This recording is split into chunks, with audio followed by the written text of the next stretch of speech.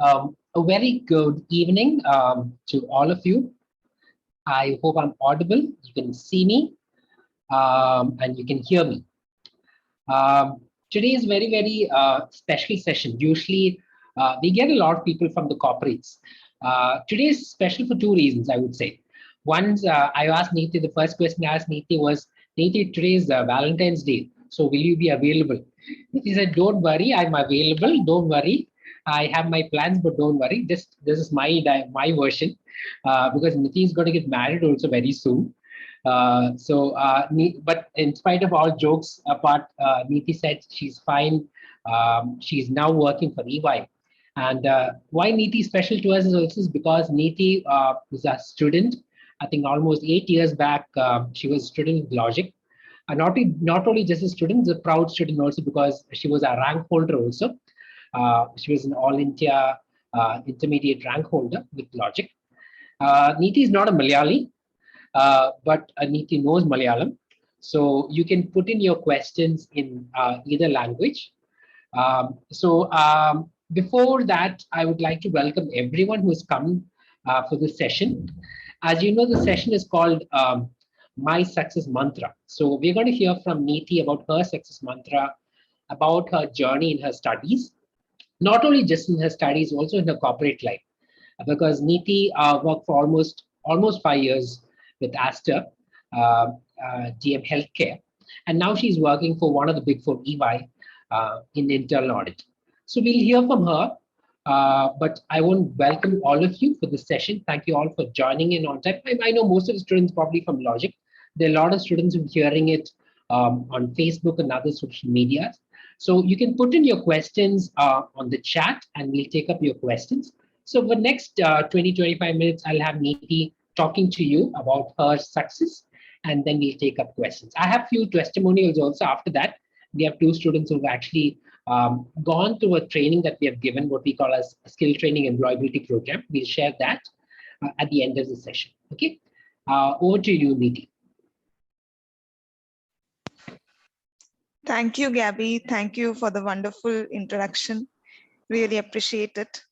And a warm welcome to all the students today. I hope all of you are doing really well, and especially during this pandemic, which seems to be never ending now. And I hope all of you are in pink of your health and taking care of yourself and your family. So as Gabby said, let me just start with my presentation. I'll share my screen. Please do let me know if my screen is visible.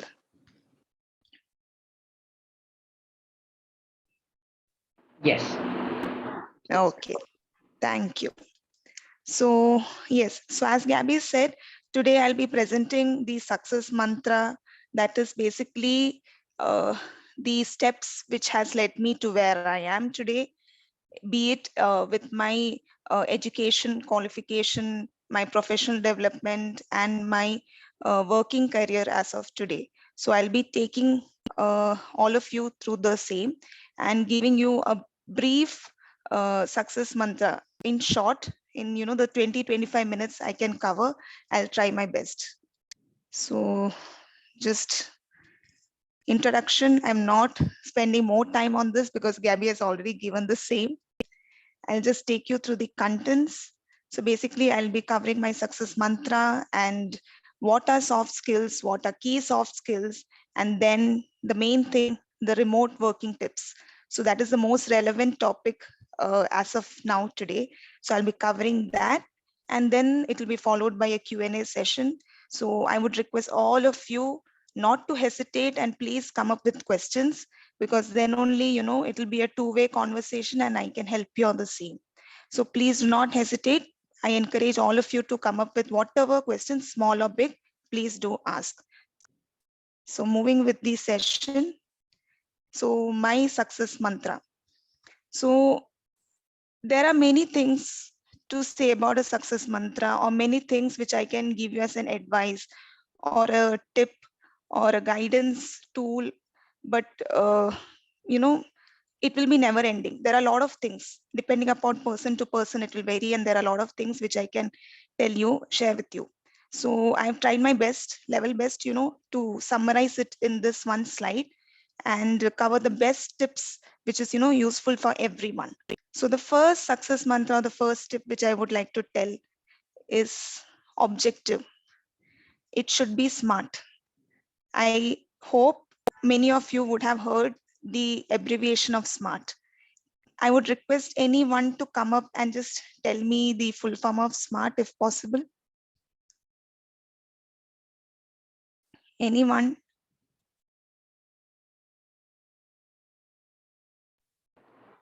You can use the chat also. Yes. Gabby, please let me know if anyone has replied in chat. Sure, sure.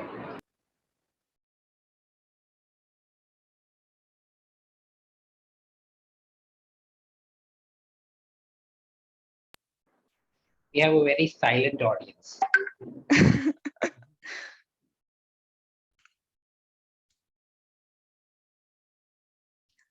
Okay. So we have one message, I think. Specific. Yes. So SMART in that S is specific, measurable, attainable, realistic, timely. Yes, it's almost correct. And why it should be SMART? That's what we are going to discuss. See, objectives, if you set up vague objectives or objectives which are not specific, which are not measurable, nor attainable, or realistic, or relevant, or time based, then how will you achieve it? You won't be able to achieve it. So those objectives will be just your dreams or your wishes. Unless and until you make it SMART, you won't able to get there. So that is the basic starting point, or the stepping stone to where you want to be. So where you want to be in future, and how you want to convert your dreams and wishes to reality. So that is what is objective. If you set your objective smartly, you will be able to get your dreams and wishes, and that will be your stepping stone. So just keep that in mind. Always, whatever you want to achieve, whatever is your dream or wish, just ensure it is SMART. You write it in a notebook or a paper pen. Just write it, how SMART it is, how achievable it is, how specific it is, how time based it is. So all these things has to be kept in mind when you want to achieve your dream or wishes. So that is about objective. Then the next thing is self-introspect, perform SWOT check.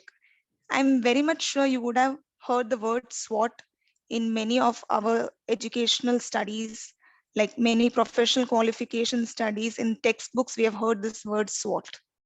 So we would be thinking, where will we, implement this SWOT?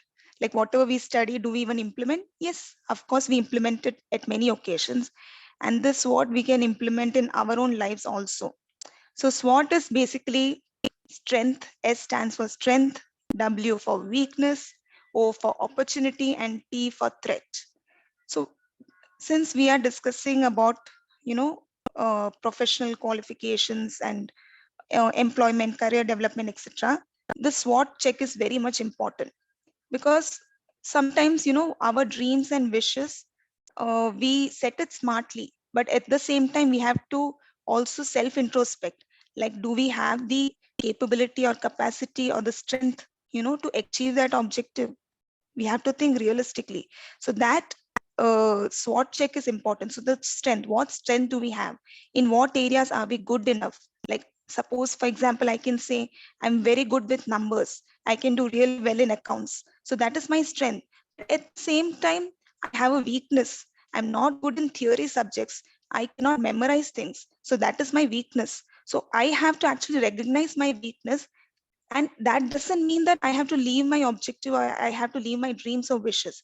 I definitely have to conquer it, achieve it. So but I have to identify my strength, and strategically use my strength, at the same time identify weakness, and correct it or mitigate it or manage that weakness. How well can I manage it? What measures can I take to manage my weakness? And then another two things, opportunity and threat. whatever career we are choosing, whatever professional qualification we are choosing, always keep in mind you need to check its opportunities available. Is it a good opportunity in market? Will I get employment in the market? Is it employable in India or abroad? All these things has to be checked beforehand. And the threat, of course, what are the threats? Is there a lot of people pursuing this qualification? Is there too much manpower in the market? All these threats should also be analyzed to a certain extent. So this is kind of self introspection which will help you, to confirm or assure, that whatever objective you have selected, that is the right objective and you can go ahead. And the next thing is plan. Plan is basically once you set smart objectives, once you perform SWOT check, the next thing is plan. How and when you will be achieving this objective. How means what is the mode of achieving it? When means by what time you will be achieving it. So that is the basically planning. The step-by-step process you have to chalk down and then, just follow it. And the next step and the last step here is monitor. Check your progress. Just check what you have planned and what you have achieved so far from time to time. So only that, will help you to understand and monitor and, review that you have actually reached somewhere, or are you lagging behind, then what you should actually do.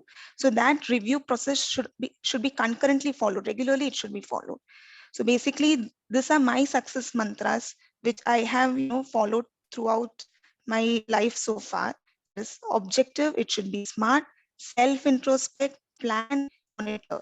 So this is my success mantra. I hope I was able to help you on the same. And now moving to the next part of the session, which is really important, is what are soft skills?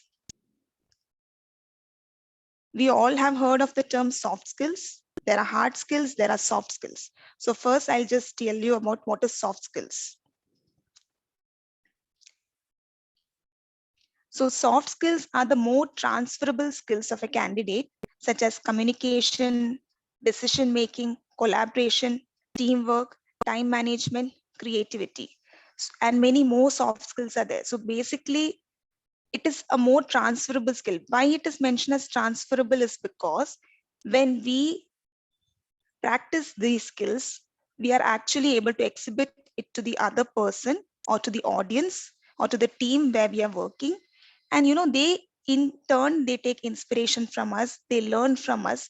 So this is more transferable rather than the hard skills. Hard skills are not easily transferable. So soft skills are the more transferable skills of the candidate.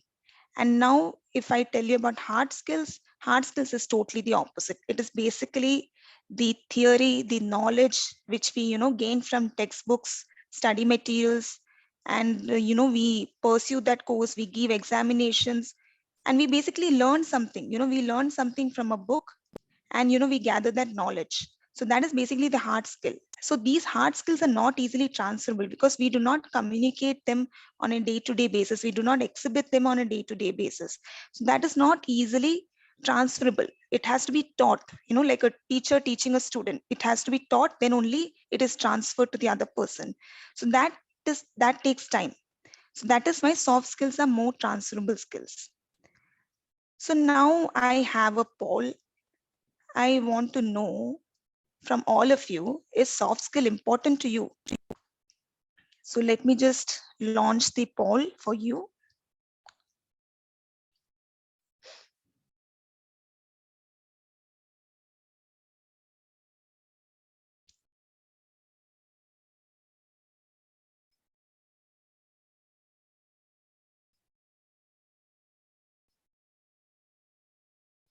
I would encourage all of you to please participate in the poll.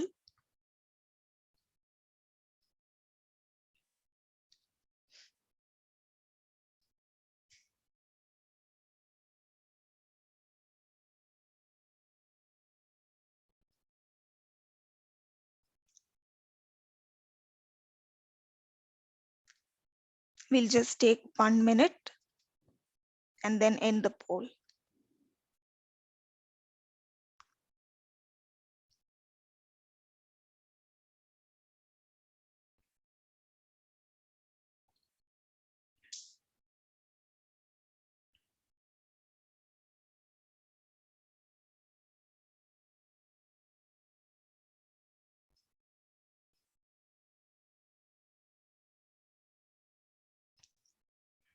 Okay, so almost 56% people have participated, and everyone has, selected yes. So 100%.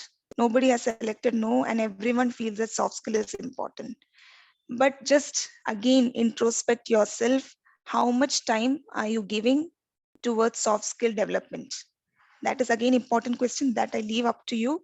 You have to self introspect that. It is important. So just moving to the next slide. I have selected three key soft skills to discuss today and share my thoughts on the same. So first key soft skill we have is communication. Communication is very important. Why communication is important is that basically we are working with people. We are not working individually. We are working with people around us, be it at our home, be it at our office, be it anywhere, with our friends at some function. There are always people around us. We are not living a life in isolation. So communication is a key in all aspects of life. And the first step in communication is greet well. Like, suppose if we want to make an inquiry somewhere, we make a call to that person, maybe the vendor or the shopkeeper or some third party. We make a call, we introduce ourselves, and then, we put across our questions. So this is a typical way of communicating. We always keep that in mind. Even indirectly, we follow this practice. Nobody has taught us this. We have observed it over time and we have learned the skill. So similarly, this skill has to be little more improvised in our professional life, in our career, at the place we are working.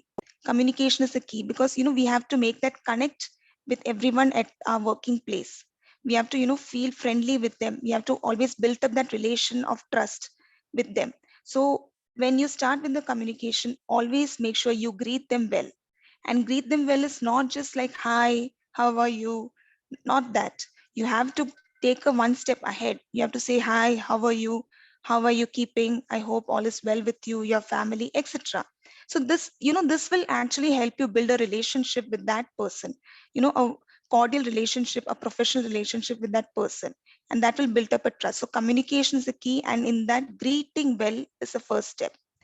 And now at work, whatever you're communicating, that should be very clear and crisp. It should not create any ambiguity in what you're communicating. The person should be able to understand what you actually intended. So it should be very clear, it should be very crisp, that it should be short, and there should be clarity. The person should understand the same. And if possible, always try to get an acknowledgement from the person that I hope you got my point. I hope my words are clear. You got the understanding of what I meant. Please do let me know if there is any confusion, or if you've not understood anything, please do get back. So this should be communicated. So one way we are telling our point also, what we want to intend, like what we are intending, we are communicating to them, and we are getting an acknowledgement that they have actually understood what we meant. So this is, a complete communication. And why communication is important, like whatever we have studied throughout our schooling, our college, our coaching classes, whatever we have learned, and whatever knowledge we have gained, and whatever talent we have, like how will we display it? How will we display it if we are not able to communicate properly? So display of knowledge, display of our experience, display of our talent is only possible if we are able to communicate well. That is why communication is, given so much importance. And if you feel you're not able to communicate properly, there's no issue. Like there's no uh, book, which will teach you how to communicate. You have to observe and you have to learn. Like I personally have done that in my career.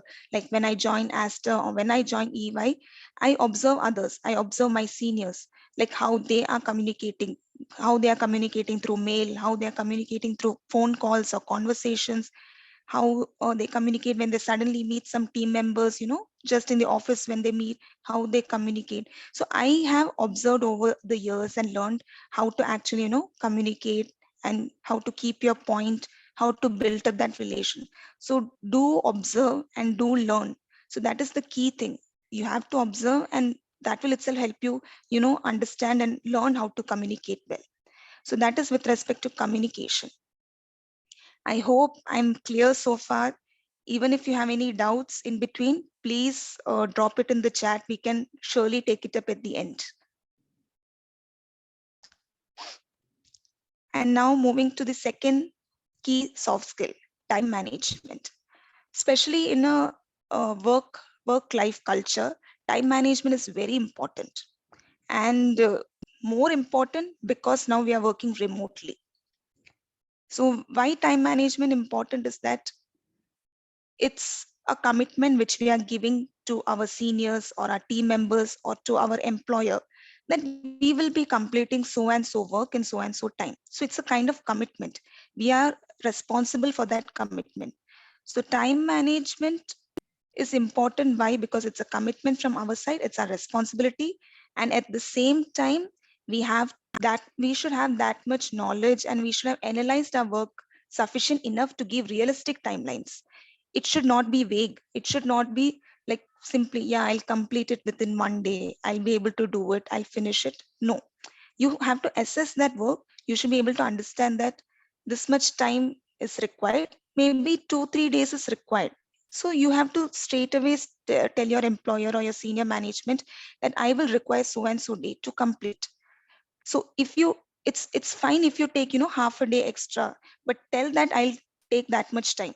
So committing unrealistic timelines and then taking more time is not good. That does not look good. That compromises your commitment. So never do that. So give realistic timelines and be responsible for the same. That's a very key skill in a professional work life culture. So please keep that in mind. And moving to the last key soft skill here, presentation skills. So presentation is also again one way of communication only. We are actually displaying our work to the management or the client, that what work we have done for them. So again, it's a way of communication, but it has to be again clear and crisp. So it's actually a display of work. It should not create ambiguity, and we should develop certain key skills for presentations, like writing skills. Whatever we are writing in the presentation, it should be very short and meaningful. It should cover whatever work we have done in entirety without missing out any key points. But at the same time, it should be short. It should get accommodated in a single slide. And it's not necessary that we should write everything what we have done in the slides. We can write in bullet points, we can write in short sentences, and at the same time we should be able to explain it. We can keep notes in hand, to explain the points which we want to communicate to the client or the senior management. So writing skills is also very important nowadays, because it's indirectly the display of what we have done. Like if you have done a lot of work, like if you have worked day and night on some project, but if you're not able to make a proper presentation, an attractive and understandable presentation, then all our work has gone, uh, like all our hard work is wasted here. So that is very important. Whatever you have done, you should be able to present properly. And creativity is nothing but, the extra things which you can add to the presentation, which will create all the, it will create, it will make the presentation more attractive, and it will help in gathering the attention from the audience. So creativity is also very important here.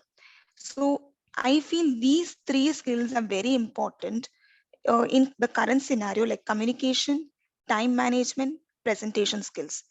So these three were important even before the remote working era, and even now in the remote working period also, this is very important, and this has gained more importance now. So that is with respect to the key soft skills. And now going to the last session is remote working. So again, I have a poll here I would like to launch. Do you prefer remote working? Please do let me know how many of you all prefer remote working and how many of you prefer on-site working. We'll take 1 minute for this. I would request maximum participation.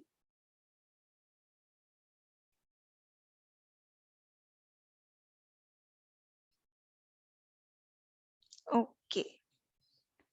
So we have got around 63% participation, and I can see that 75% of you prefer offline working, that is on-site working, going to office, and 25% of you prefer online working. So that is a difficult choice in the current scenario. I'm not really sure when the offices will be opening up. And even if it is opening up, it will be in a very hybrid model. So that is the hybrid model which we are forcing in the coming days or in the coming years, that a person can, of course, choose whether he wants to go to office or whether he wants to work from home. And that also, it won't be all the days.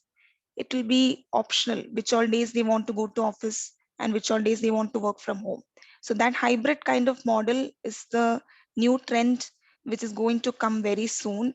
And I am not very sure, but if you, all of you have heard, but there are companies like TCS, Cognizant, and other IT companies have already announced this hybrid model, which they are going to soon start from the next month. So this is the new trend, and that is why I would like to share few tips of, how to work in a remote scenario, like how to work from home in the best possible manner.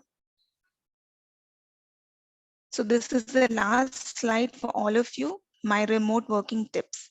So there are some 7 to 8 tips which I have presented here. I'll just take you through one by one. So first thing is, get ready as a normal office going day. So this is one thing which I have learned in the last two to 2.5 years, and why this is important. In the initial stages when I started working from home, it used to be a very normal day at home kind of setup. I was like, I don't have to go to office. Why should I dress up?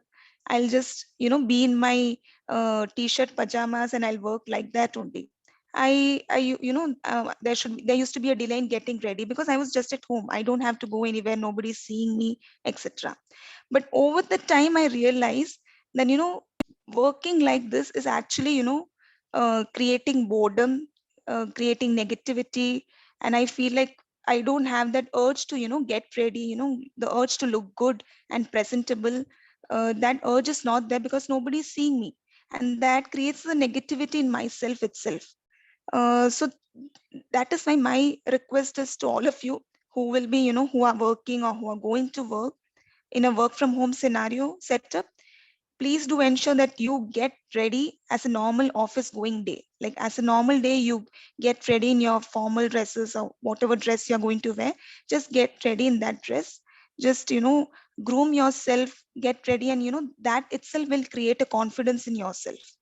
So this is a very important thing. You might not realize it initially, but later on you will realize this. And then second thing is, prepare a to-do list for the day. So this would have been followed even before also, but this to-do list is more important when you're working from home, because when you're working from home, you need to have a certain timeline set. You cannot, give the entire day to office. You have to, keep a work-life balance, personal life and office life balance also. So unless and until you don't chalk out your plan, you won't know what you have to do today, and where you have to start and where you have to end. And that might create imbalance, and again it might result into negativity. So preparing a to-do list for the day and sticking to that list is very important. Of course, there might be some unforeseen circumstances, there might be some work which is very urgent, important, and that you might have to take it up according to the priority. And the next thing is, excuse yourself from irrelevant unnecessary meetings. In this work from home scenario, I have faced in situations where there will be days, like my whole day is spent in meetings and I have not done a single productive work in those meetings, but I had to attend those meetings. But eventually, when we used to discuss with our colleagues, with our senior management, there were decisions made where they told me, like, Niyati, don't attend those meetings if you think it's irrelevant to you. If it is unnecessary to you, don't attend it. they might add you to meeting calls, but if it is not necessary, if you don't have any role to play in them, then do not attend. Of course, there will be trainings, there will be seminars or any webinars where it is important for you to attend and learn something. But at the same time, that decision you have to take. Like, what is more important to me right now? I have some work, I have some timelines to meet. Then please do not attend those meetings, and excuse yourself from the meetings, and acknowledge the other that I won't be able to attend the meeting for so and so reason. Please excuse me. That communication should also go. And the fourth point is, avoid giving the excuse of bad network, poor bandwidth. I understand that this can be a reason many a times, but don't give this reason frequently. Because this again creates a negativity in front of your employer, that this person is sometimes making a false excuse. Maybe the network is actually good. Because many a times what happens is that we might complain, or we might tell the reason that the network is bad at my end. But at the same time, if people again finds this maybe online through our WhatsApp or on social media, etc., that again might create a very bad impact, negative impact in front of our colleagues and employers. So always avoid using this kind of excuses. Of course, if it is genuine, we have to tell that, but please keep that, if it is very genuine, then only use this excuse. Otherwise, do not use this excuse. And the last one is not the last one. We have few more. Like, another one is send out daily work update to manager. So what I told you about the prepared to do list, in connection with the same, whatever work you have completed, make sure at least you have a call with your manager. If not possible, if manager is busy, then please send out a mail updating the manager that what work you have completed for the day, and also send your working files, so that they get an idea that the person has, he's not sitting idle, he's using his time, he's productive, he or she has completed so much work today. And they also in turn might be able to give you some comments, which you can, further, which will help you further improvise your work. Then identify your suitable work hours. This is also an important point here, because when we are working from home situation, there can be challenges, to balance our personal life and our professional life. So that I have faced situations where I had to do so. And what I used to do is that I will fix some time where I'm completely free. Like, suppose early morning, say suppose 5 to 8, I'm completely free. I don't have any other work. I might, get up early and finish my work, and maybe between 10 to 11 or 10 to 12 in the daytime, where I have to go somewhere. Maybe I have to go to dentist, maybe I have to go to buy groceries. So I'll, manage my time accordingly. So that suitable work hours is also important. And of course, now all employers are supporting you in your suitable work hours. There is no hard and fast rule that you have to work from 9 to 6 itself. You can select your suitable work hours, provided you're finishing the work within the timelines. And then monitor and reduce screen time.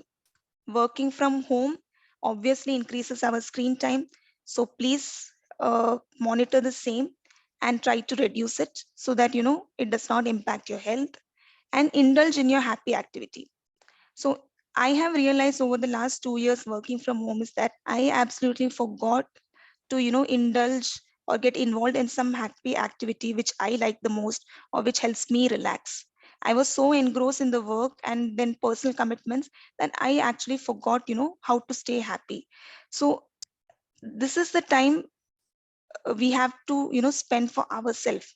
Maybe it's just 15 minutes, maybe it's just half an hour, but please book that time for yourself and do something which makes you happy, which will help you focus on all other things. If you do this happy activity of yours, it can be anything. It can be, say, meditation, it can be just going to the park, it can be just like going for a walk, or doing something which you like the most. So that activity you have to select and get involved in that, so that it helps you relax, rejuvenate, and again get back to work with full energy.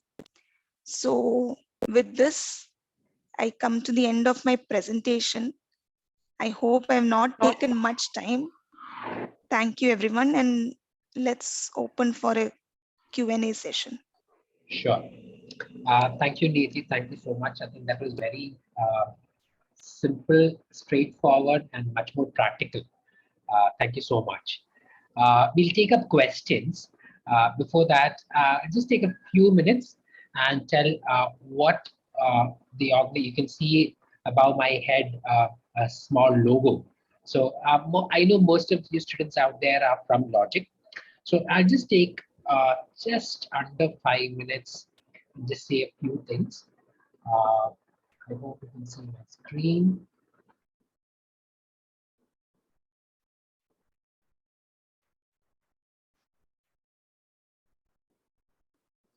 Yeah.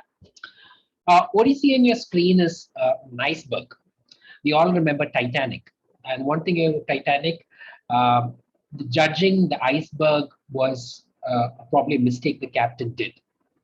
So when you go in your life, in your job hunt, what happens is generally what will happen is you apply to the job portal that you see, but you don't generally understand what are the job portals, what are the resources that you can you can still apply for a job when it comes to networking, when it comes to LinkedIn, when it comes to so many things that you need to do when you need to find the real job. It's not just job portals, it's just not what you see in newspaper.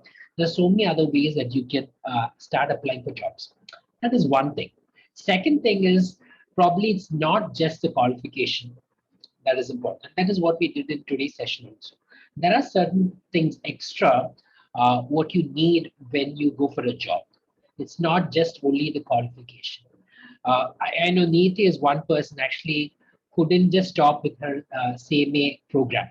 She's doing her CIA program even now. Usually when you're done with one professional course, you said, okay, I'm done. One course, that's enough.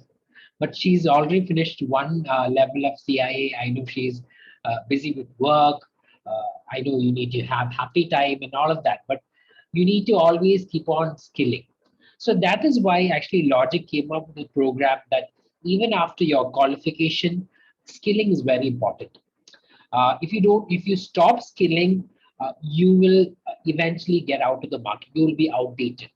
So we came out with a program during the COVID last year, and we had done around 55 placements.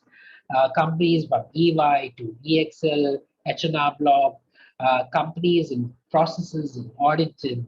We even had some international placements. So we got students placed in these kind of different companies.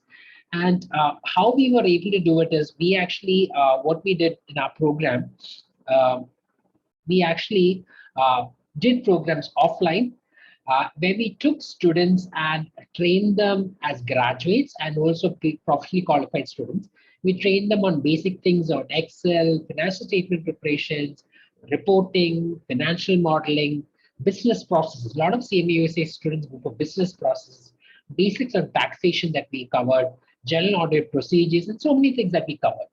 And this was a very, very practical session that we took there for the students. It was not a theoretical session at all.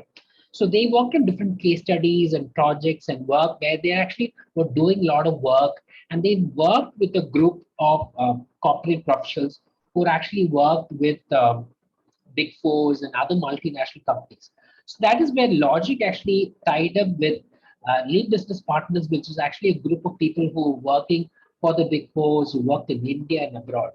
So they were able to train and mentor these kind of students, and they were able to place these students. So that is a kind of a unique program that Logic started doing last year, and we had more than 55 placements. We've crossed 60 right now. We give them interviews, soft skills training, hard skills training, and all of that what we covered. So we have a program called L1 that's for graduates, and we also have a program called L2 for professionally qualified students. We actually have a batch starting on the 21st of February. This is next Monday.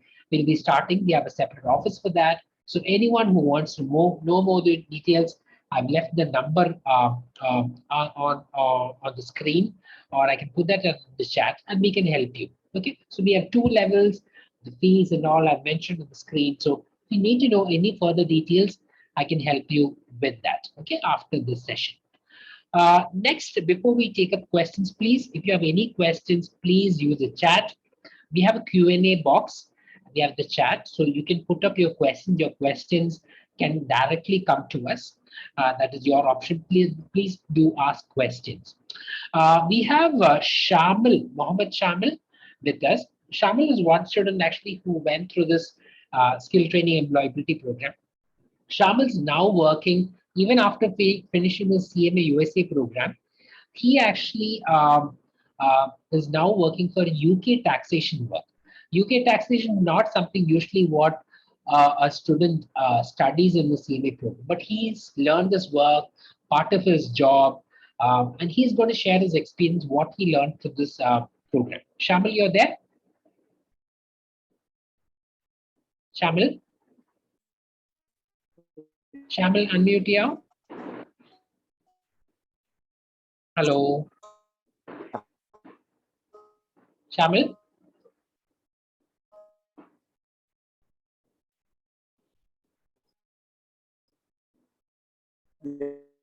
Yeah, Shamil. Yeah, can you unmute?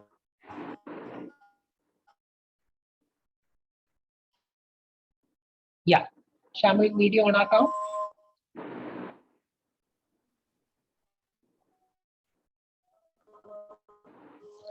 Sir, can you hear me? Yes, yes, yes.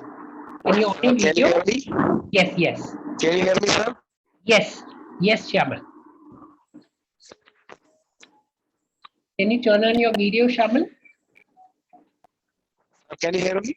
Yes, yes, Yeah. we can hear you. Sir, can you hear me? Yes, yes, we can hear you.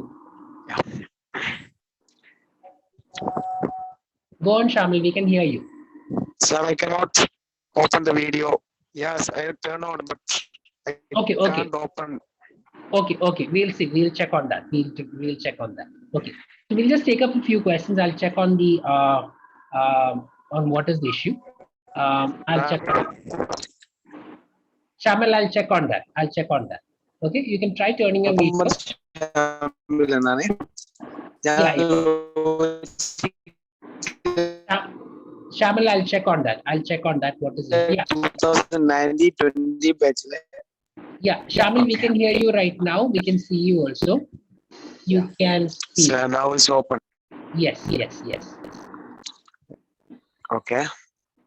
Yes. എന്റെ പേര് മുഹമ്മദ് ഷാമിൽ. ഞാൻ ലോജിക്കിലെ CMA USA ബാച്ചിൽ 2019 ബാച്ചിലെ student ആയിരുന്നു. അപ്പൊ 2021 ഞാൻ CMA complete ചെയ്തത്. അപ്പൊ അതിനുശേഷം ഞാൻ തോന്നെ ജോബിലെല്ലാം അപ്ലൈ ചെയ്തായിരുന്നു. അപ്പോ ഒന്നും കിട്ടിയില്ല എന്ന് മാത്രമല്ല, ഇന്റർവ്യൂസ് എല്ലാം എനിക്ക് ഫെയിൽ ആയി പോയി. അപ്പോ അതിനുശേഷമാണ് ഞാൻ ലോജിക്കിലെ സ്റ്റെപ്പ് പ്രോഗ്രാമിനെ കുറിച്ച് അറിഞ്ഞതും അതിന് ജോയിൻ ചെയ്തതും. അങ്ങനെ സ്റ്റെപ്പ് പ്രോഗ്രാം എന്നത് ജസ്റ്റ് ഒരു ഈ സ്റ്റുഡന്റ് ടീച്ചേഴ്സ് എന്നതിലുള്ളൊരു പ്രോഗ്രാം, ഒരു ട്രെയിനിങ് പ്രോഗ്രാം അല്ല. ജസ്റ്റ് എന്താണോ കോർപ്പറേറ്റ്സിന് ആവശ്യമുള്ളത്, എന്താണ് അവരുടെ നീഡ്സ്, അതിനനുസരിച്ചുള്ള ഒരു ട്രെയിനിങ് പ്രോഗ്രാം ആയിരുന്നു. Through Excel and power BI പോലുള്ള ടൂളുകൾ ഉപയോഗിച്ചിട്ട് എങ്ങനെ financial modelling, valuations and financial statement preparation എന്നുള്ളൊരു ടൈപ്പ് ട്രെയിനിങ് പ്രോഗ്രാം ആയിരുന്നു. അങ്ങനെ അതിനുശേഷം പ്രോഗ്രാം കഴിഞ്ഞതിന് ശേഷം ഞാൻ 2 ഇന്റർവ്യൂ അറ്റൻഡ് ചെയ്ത്. 2 ഇന്റർവ്യൂ എനിക്ക് കിട്ടി. അതിൽ ഒന്ന് ഞാൻ ചൂസ് ചെയ്തു. ഇപ്പൊ ഞാൻ ബി-ഫ്രീ എന്നൊരു കമ്പനിയിൽ UK ടാക്സേഷൻ ആൻഡ് അക്കൗണ്ട്സിൽ ജൂനിയർ അസോസിയേറ്റ് ആയി വർക്ക് ചെയ്യായിരുന്നു. ഒരു CMA USA കഴിഞ്ഞിട്ട് UK ടാക്സേഷൻ അക്കൗണ്ട്സ് എന്ന് പറയുമ്പോൾ അവർ തന്നെ ട്രെയിൻ ചെയ്യും ഇൻട്രഷൻ എങ്ങനെയാണ്, അതിന്റെ ഒരു കാര്യങ്ങളുള്ള ഇതിലാണുള്ളത്. അപ്പൊ ഇതാണ് എൻ്റെ ഒരു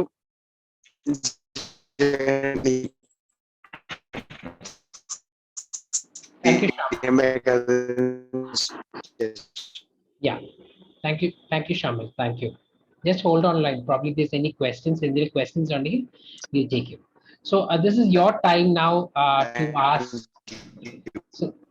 So this is your time to ask questions. I'll start with a question first. Neeyati, usually when you say CMA, first thing that usually comes to any person's mind is cost audit.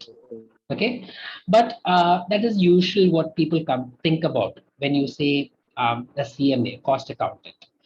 But I remember, like I saw in your profile in Aster, you've been working in internal auditing, and now also in EY, you're working in internal. So usually you'll find probably more of chartered accountants who go into internal auditing.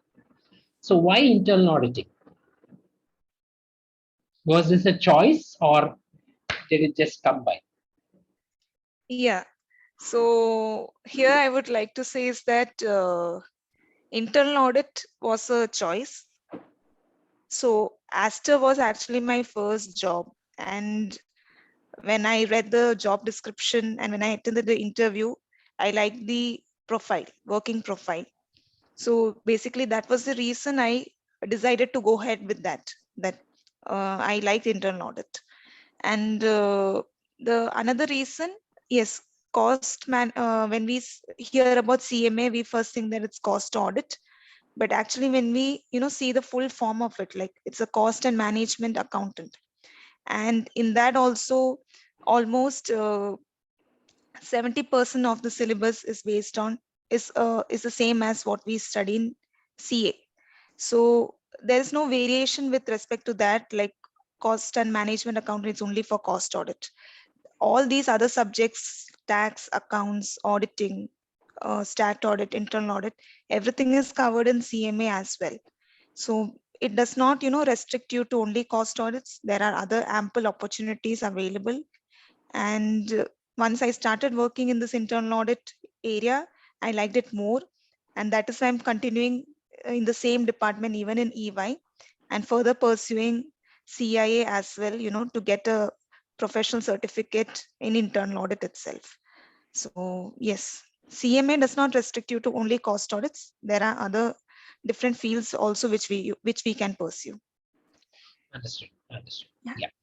Another thing is, could you explain more? Because service industry is generally a large area, especially in the Indian economy, because we know 70% is service industry. But generally, the mindset is also from a cost and accountant perspective. Generally, your profile, your chances are more in the manufacturing sector. So you're one person who's been working more than 5 years now in the service industry. So how was that in EY and previously in Asta? How has that been? Okay, you mean to say whether the costing aspect The is helped in this? relevance of a cost accountant in the service industry, because generally the mindset is always cost accountant, manufacturing industry. Yeah, so I won't say that there is no relevance of costing in service sector. Of course, just the way we are, manufacturing an item and we are selling it, like we have a cost there and we are selling it for a margin. That same applies to a service industry also. We are selling a service at a cost, and we are selling a service at a selling rate. There is a cost involved in that, and of course we are getting a margin also from the same. So I wouldn't say that it's not at all relevant. It is relevant, but the application will vary. It won't be the same as what we have studied in our books, because our books is giving us more importance towards the manufacturing industry. That was a traditional approach. But even now, like if we see, even for the service sector it's applicable, but the application might vary. So that application will be different, and that we'll have to understand based on the industry and based on the service sector, how the cost components are captured, basically how it is recorded, and to what extent we can accurately apply it just the way we are applying in manufacturing industry. It won't be possible, because there'll be many factors which might not be captured properly in a service sector. For service wise costing, or each unit wise costing, the way we do in manufacturing, that might not be possible exactly. Like if I give you an example of the hospital industry, you cannot compute the cost of a patient. What is the cost of a patient treatment? That is difficult. There is a lot of treatment. We have different varieties of treatment based on the patient condition, based on the diagnosis. We are providing a lot of facilities to them. But maybe we have to cut down. Maybe, like, suppose we can arrive at the costing of say one lab test. Maybe that costing we can arrive, or maybe one x-ray, that costing we can arrive, but we cannot arrive at a total costing for a one patient, because the treatment will vary. So that is one classic example which I can give you. A service sector, that application will vary, but costing is still relevant. The two questions that have come on the chat is one, can you please mention what are the fields that a CMA India can hold like internal auditing, cost auditing? Could you explain what are the other areas that you can look into as a cost accountant? Okay. So as I said, CMA is not only costing or management accountant. If you see, there are 8 papers in inter and final covering different subjects. So once we have learned the subjects, like if we have learned accountancy, we know, like we have studied accounts in our +1, +2, and also in our professional qualification. Of course, we can go ahead with accounting. We can be accountant in any office setup. We can act as an accountant. Maybe it can be a main cashier role, maybe an accountant role, maybe in accounts payable, accounts receivable department, of a finance department. We can enter in that field also. So because we know we have the accounting knowledge, we have that, we can pursue that area also. So we can go with the basic starting roles of accountant, as I said, accounts payable department, receivable department, or cashier department. And then further we can, gain experience and maybe head in the finance department area. We can go in that area also as a finance professional. And at the same time, internal audit is also there, which I am currently working in that area. And then we have even the taxation area. If in case you are interested in tax concept, if you think that the tax concept is interesting for you, indirect tax, direct tax, you can definitely pursue in that area as well. Maybe you might have to get some additional trainings under some practicing firms, which can give you that exposure, and eventually you can go ahead with that field also. So these are few things which I can straight away say, like accounts department, finance department, the taxation, internal audit, like these departments are there.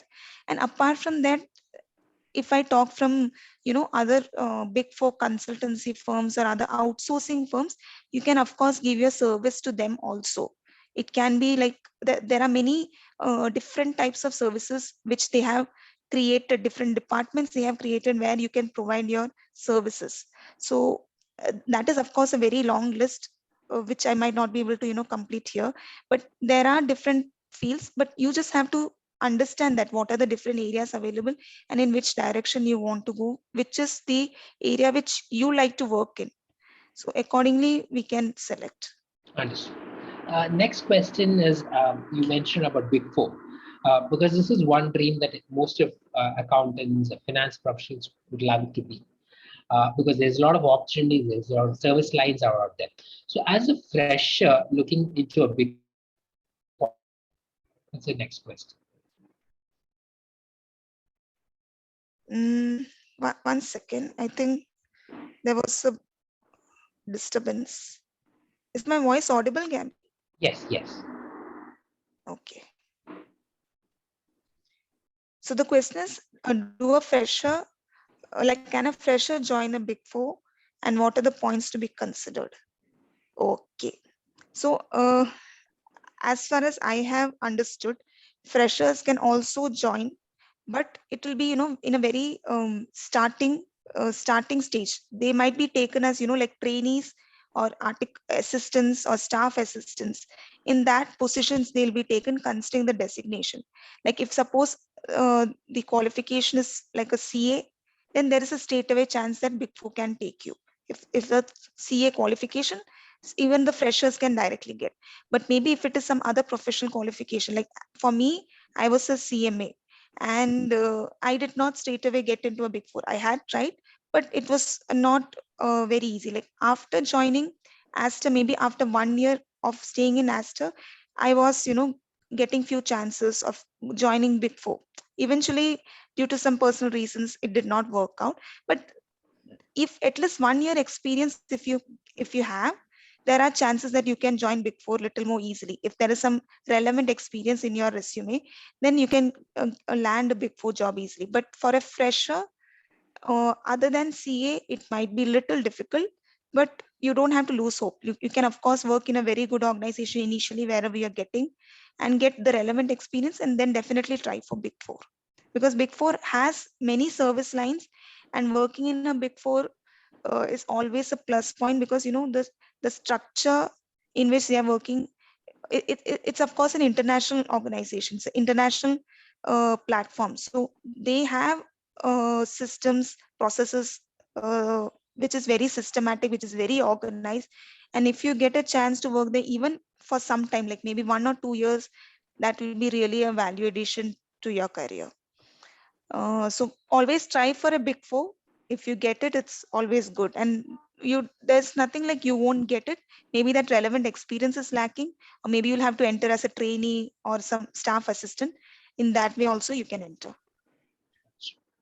Next, we were talking about skills. So generally everyone says, yes, Excel is very important.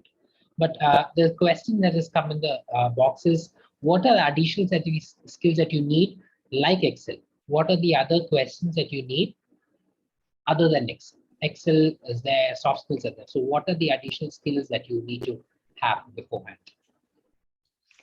Okay, so Excel soft skills is important, yes. And other skills is what I mentioned in my presentation. Actually, I was, stressing on those skills because that is important. Even before it was important, and even in this remote working environment is very important, because like communication skills, PowerPoint presentation skills, PowerPoint, just as Excel, PowerPoint is also very important, because that is the way we are actually displaying our work. And that is why I stressed more on the PowerPoint presentations, that how that is one skill which you have to focus and develop upon. It's not just like preparing, you just have to type few words and the slide is ready. It won't look attractive. There are many things like there, you have to use many infographics, many icons, many images, pictures, which is professional. At the same time, it looks attractive, and it's able to convey your message or what work you have done to the audience. So that is why presentation is also very important. Like apart from Excel, apart from other soft skills, I think presentation skill is not very much uh, stressed upon in nowadays, but presentation is also important, like especially this MS Office PowerPoint skill, that is very much important. So I think students should work on that skill as well. I think what I've seen is very important as if skill is there, generally you say you know this, but when you actually do it, you kind of know what you know. You know Excel, yes, I know Excel, but when you start doing certain things, where do you use what is the better functionality to use? A lot of things you need to practically start doing it. That's when you know what you know. Yes, So kind yes. of thing. I would like to hear, I add one thing here, Gabby. Excel and PowerPoint are tools, like there are, even if you go for a course, you won't be able to learn 100% of it. There are thousands of things in that which you cannot learn overnight. So what I have, my way of working in Excel and PowerPoint is that if I come across some work which is very challenging for me and I'm taking a lot of time to do it, manually, I always do a Google check. Google is the best option available, and I have identified a lot of Excel shortcuts through Google. I have learned it through Google only, because as and when we require it, I Google it, I get that shortcut, I use it, and I finish my work quickly. So initially I used to do it manually. I used to take a lot of time, but after a point I realized that let me just Google it, and Google always helps. You just type in the keywords and it will just give you that what is the shortcut to do, and your work will be done. The 1 hour work will be done in 5 minutes. So that is one tip I would like to tell all. If you don't know something, just Google it, it will surely help you. That's the shortest route to get your work done. Sure. Another question is, can we do training in the Big Four with CMA Intermediate qualification as a trainee? Because now earlier, I think when you were studying, it was 6 months, but now it mandates a CMA Intermediate needs to do 1.5 years of training. So Yes. can it be done in a Big Four? See, the CMA Institute itself, in their website, they list down the areas where you can actually work and which will be considered as a training, so that they can give you the accordingly that certification they can give you that you have completed so and so months of training. So first we'll have to refer that list. So in that list, mostly it is a practicing cost accountant firm, internal audit is also there, even industrial training is also there. So I can say the big four is also there, but in big four you'll have to identify what kind of service line, because again CMA is a Indian certification, and big fours are global. So there'll be many global service departments, service lines also. So we first need to identify what kind of role is, suitable for the Indian practice, for the CMA to accept it as a training. So that you need to identify. If that is suitable, you can definitely apply. And always in our big four websites, there will be job opportunities where they specifically mention they need it as a, as a trainee. Intermediate is allowed, CA intermediate or CMA intermediate. It is mentioned. If that is there, we can definitely apply for that. And even now, I think management consultancy firms, if a CA firm is running, they have a registration license as a management consultancy firm, that is also considered. Yes. Yeah. Good. Another question, probably I'll take that. What are the minimum and maximum packages that you can get as a CMA USA fresher? What I've seen in this industry, usually it starts around 2025. I've seen candidates in India itself have gone to starting itself with 60, 65, 70. What I've seen is starting. So it depends on the company, depends. It's not only just on your qualification. So that's why we mentioned about a lot of other things.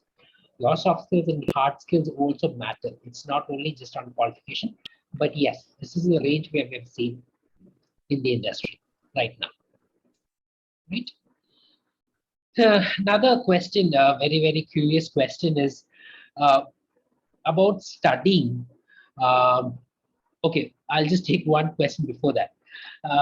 Does EY sponsor your higher education, CPA and ACCA and all?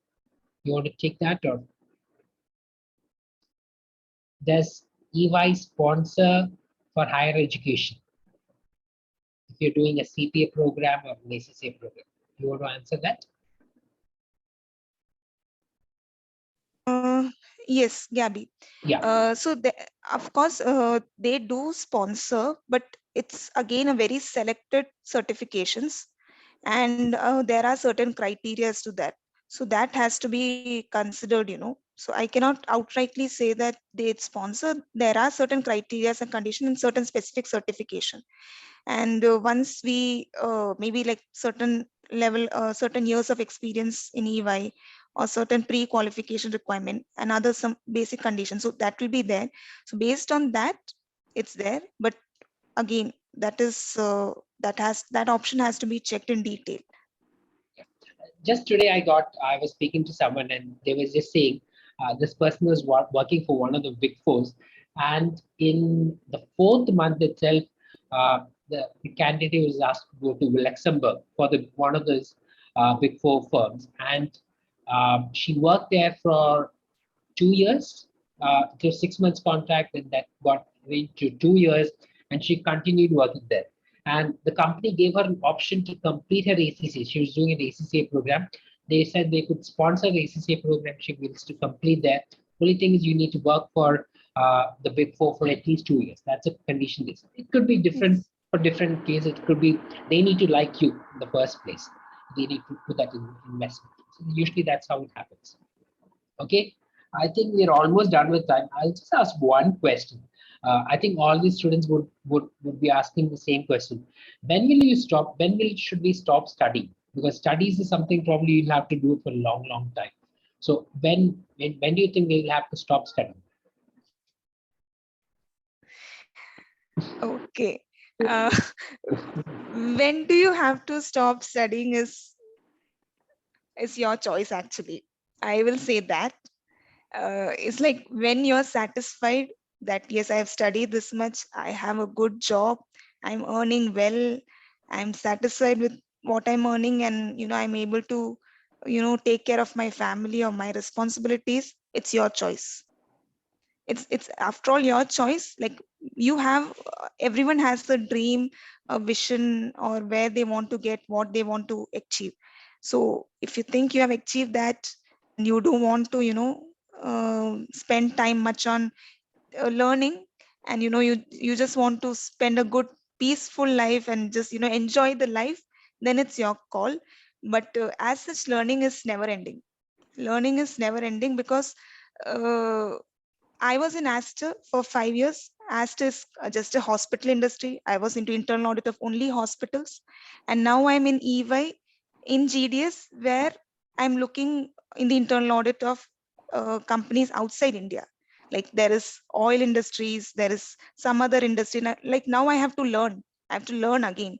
My Aster's experience is, just it's just a framework, which helps me, which it helps me to learn. It helped me. I know now how to do an internal audit, but I don't know how to do an internal audit of other industry. That I again have to learn.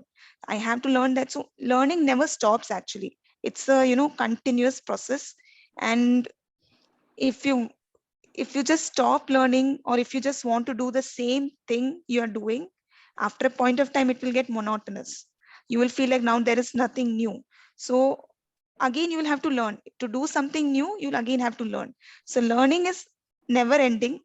But again, the call, decision is in your hands. The ball is in your court. Where you want to start, where you want to stop. Are you satisfied? Then you can stop. Otherwise, learning is never ending, according to me. There's a question, what is the possibility of things that you do in a hospital industry? You can keep it short. I can say you can keep it short. Okay. So actually, the question is not very clear. Like, what's the possibility of things to do in a hospital industry? Okay, so I think you're asking what all different roles as a professional qualified, maybe like CA, CMA, what you can do in a hospital industry. So, Yes. see, hospital industry is patient service. Of course, I understand it's a clinical service. Only doctors and nurses, technicians, pharmacists, they can do. That's the main service. But of course, there are support departments. You have accounts department, you have a patient billing department. As an internal audit, we used to audit all the areas of the hospital. If there is any process weakness, control weakness, if there is any concerns, which we used to help identify the management. So we are acting as a support departments. We are not directly involved in the business, but we are acting as support, like the finance, accounts, internal audit, maybe the billing person who is preparing the bills, patient bills. All these are not clinical staff. They are non-clinical staff who are either BCom graduates or CAs or CMA or MBAs. So these all people, marketing. Of course, there's marketing department also in a hospital. They have to do camping activities. They have to advertise their hospital. So all these areas are there where non-clinical people. So all these different areas are there in a hospital. Hospital is not just providing patient treatment. There are support departments where we can work. So there is many opportunities in the hospital industry as well. Yeah. Now one question was about Power BI. Power BI, do you need to study on yourself, or do you need to go for a certification? Do you want me to answer that, or? Yes, Gabby, I think you can answer. So Power BI is a Microsoft certificate. It is on data visualization. You can do a certificate. There is a Microsoft certification for Power BI. Even a lot of educational portals, edtech programs like Udemy, Coursera, many of them have certifications on Power BI. There are a lot of certificates which are free. There are a lot of certificates which are paid. Okay, that is your option what you can do. But basically, Power BI comes as a certification from Microsoft. But on basic knowledge, you can get a free version. You can download that, and like you work on Excel, you can do a lot of things. We can study and learn on things, because it is basically a thing that you can use as a dashboard tool. You can do a lot of reports and all you can generate, because generally Excel is a two-dimensional report that you can get, even a multi-dimensional report you can get using a Power BI. Okay, so you can do a self-study, or you can go for certification. But what is more important is the skill, what you can do with that. Okay. Another question is, CMA USA, should you work in the same firm as a trainee for 2 years, or can you move? Yes, you can move. You don't necessarily need to work for the same company for 2 years. You can move. You can change your this thing, but only thing, it has to be continuous. You can work for different firms. You don't need to work for the same firm throughout your tenure. That is not required. I think we have definitely crossed our time. Thank you so much for all your questions. Thank you, Neeti, for taking this time, especially I know you're busy, you're traveling tomorrow, so many things running on your head, but thank you for taking this time. Thank you for sharing your valuable thoughts to us. And we hope you all the best to your future life, in your corporate life and also in your personal life. Okay, no issues, Gabby. Thank you so much for this opportunity. And I hope I was, able to help all the students who have attended the session today. And feel free to always, message me on my LinkedIn or Facebook if you have any doubts, if you need any guidance. I'll always be, there to support you to the extent possible from my side. And all the very best to all of you. And take care. Yes. Thank you. Thank you. Thank you so much. Thank you, Shamal, also for sharing. Thank you all students for coming at this time. Have a good evening. Yeah. Bye. Bye bye. Bye.